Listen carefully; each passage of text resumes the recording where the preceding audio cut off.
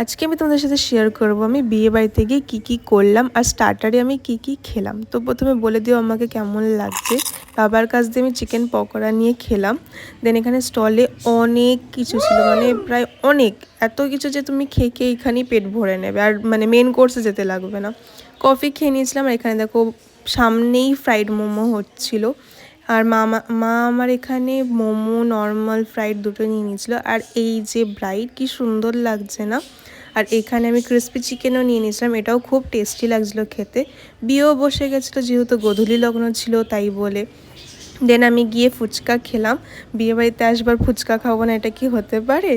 আমি নর্মাল ফুচকাই নিয়েছিলাম। দেন এখানে দাদাও মোমো নিয়ে চলে এসেছিলো খাওয়ার জন্য। আর এখানে লাইভ কনসার্ট হচ্ছিলো, আর পুরো বিয়েবাড়ি একদম জোরো সোরসে শুরু হয়ে গেছিলো।